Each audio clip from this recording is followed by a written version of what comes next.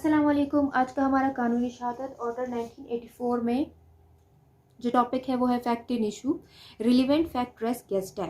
अब फैक्ट्स जो होते हैं वो तीन किस्म के होते हैं, facts in issue, relevant fact यानी कि रेस गेस्ट है और इररिलीवेंट फैक्ट। लेकिन आज के इस लेक्चर में हम फैक्ट इन इशू और रिलीवेंट फैक्ट ही पढ़ेंगे। इररिलीवेंट फैक्ट जो कि प्रूव नहीं करने होते वो आज के इस लेक्चर में नहीं पढ़ेंगे, वो नेक्स्ट लेक्चर में पढ़ेंगे। तो मजीद लेक्चर शुरू करने से पहले मेरे चैनल को ज़रूर सब्सक्राइब करें, बेल आइकन को भी ज़रूर प्रेस करें ताकि आपको मजीद ऐसे लेक्चर्स की नोटिफिकेशन मिलती रहे। तो शुरू करते हैं आज का हमारा लेक्चर। अब फैक्ट्स इन इशू, सबसे पहले हम समझते हैं कि फैक्ट क्या होता है। फैक्ट असल में एक हकीकत को कहते हैं। लिटरल मीनिंग ऑफ फैक्ट क्या है? समथिंग नोन और believe to be true. For example, it is a fact that smoking is danger to health, यानी कि ये एक हकीकत है कि जो स्मोकिंग है वो हेल्थ के लिए यानी सेहत के लिए ख़तरनाक है।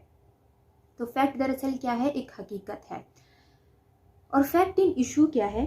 A fact that plaintiff alleges and defendant controverts, वो फैक्ट जो कि प्लेंटिफ जो है इल्ज़ाम लगाता है और डिफेंडेंट उसको डिनाई करता है। अब किस तरह से?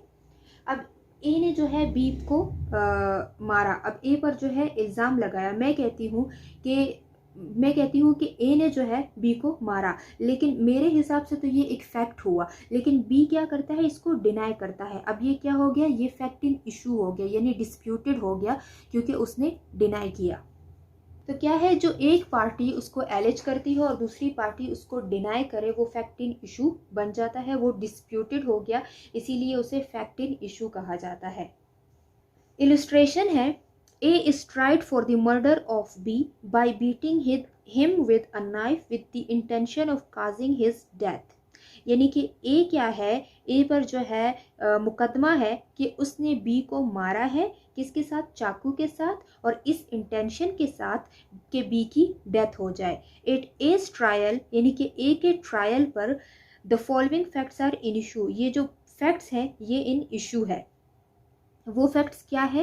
ए is beating B with the knife, यानी ए का मारना बी को विद द नाइफ चाकू के साथ।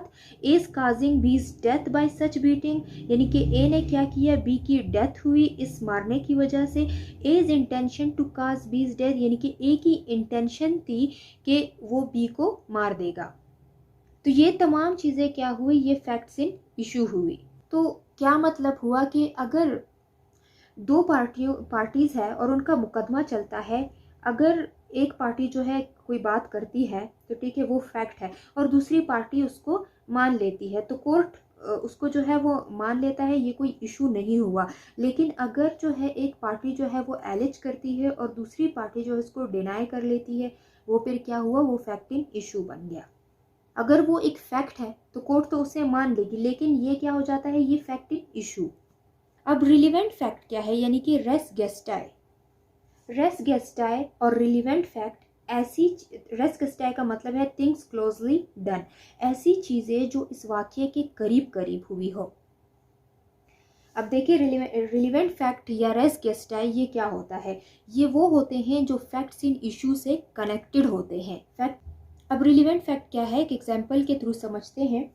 ए जो है वो कमरे से बाहर भाग रहा था और उसके हाथ में एक चाकू था या एक स्टिक था, लेकिन जब बी कमरे में इंटर हुआ तो वहाँ सी की लाश पड़ी हुई थी, जिसे एक चाकू से जो कि ए के हाथ में था या किसी स्टिक से उसकी डेथ हुई थी जो कि ए के हाथ में था। अब हो सकता है कि ए ने जो है सी को नहीं मारा, हो सकता है कि वो कमरे से भाग रहा है, असल जो कातिल है उसके पीछे चाकू लेके या स्टिक लेके, लेकिन ये क्या हुआ? ये रिलेवेंट हुआ। अब ए ने, दूसरा एग्जाम्पल है, अब ए ने जो है वो धमकी दी किसी जगह पर, किसी महफिल में बी को धमकी दी कि मैं तुम्हें कल कत्ल कर दूंगा, और अगले ही दिन बी का कत्ल हो जाता है।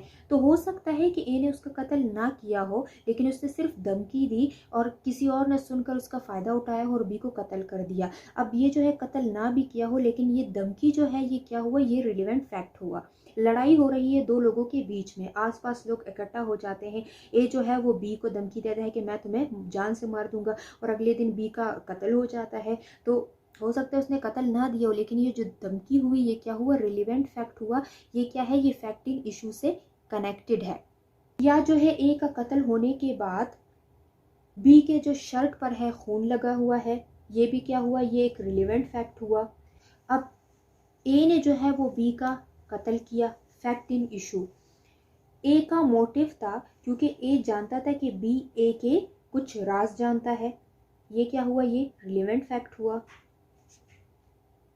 तो रिलेवेंट फैक्ट जो कि फैक्ट इन इशू से कनेक्टेड हो। रिलेवेंट फैक्ट सर्कमस्टेंशियल एविडेंसेस होते हैं। तो ऐसी चीज़ें जो इस वाक़ये के करीब करीब हुई, धमकी देना, असला ख़रीदना, जहर ख़रीदना, तो ये सारी चीज़ें क्या हुई, ये रिलेवेंट फैक्ट्स हुए और ये कनेक्टेड है विथ फैक्ट इन इशू। तो ये था आज का हमारा एक छोटा सा lecture, fact in issue, relevant fact, res gestae है।